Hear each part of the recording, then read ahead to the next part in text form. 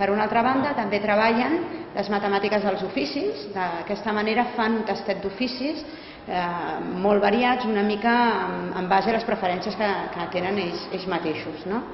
Llavors hem tractat les matemàtiques del botiguer, després hem treballat les matemàtiques del pintor, hem treballat les matemàtiques del paleta, hem treballat les matemàtiques del forner, hem treballat les matemàtiques del cuiner, hem treballat les matemàtiques de la modista, també treballarem les matemàtiques de l'administratiu, etc. Normalmente te pierden el 40%. La mayoría de los pescados pierden del 40 al 35%. Si pagan, por ejemplo, 100 euros, ¿no? Sí. Que el 30% es en gastos. El 30% es el presupuesto que tienes tú para dar la comida.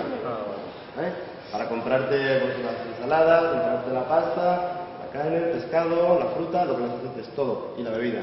A ver, ¿qué porcentaje tiene el cocinero para hacer el menú? Porcentaje, o sea, no... ¿Qué cantidad tiene, qué dinero tiene para ponerse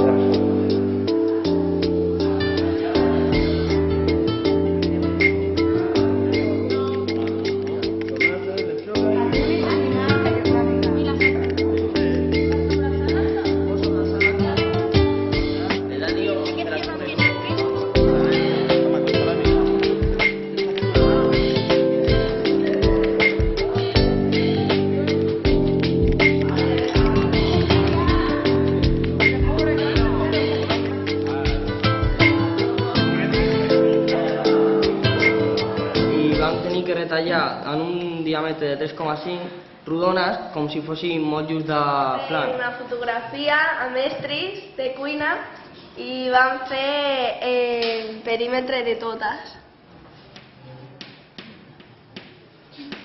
El dossier al final, on tenim una recepta que és tires de fullets amb cereals i aplicarem una mica el que ens ha dit el cuiner, que hem de calcular la proporcionalitat per saber quants ingredients necessitem per... Nos va venir el pintor i ens va explicar com mesurar les parets i com fer-lo per no gastar tants diners i només comprar la pintura que necessitem. I a partir d'aquí vam fer un treball sobre el del pintor, vam mesurar les parets a medida, vam fer tot a escala i tot.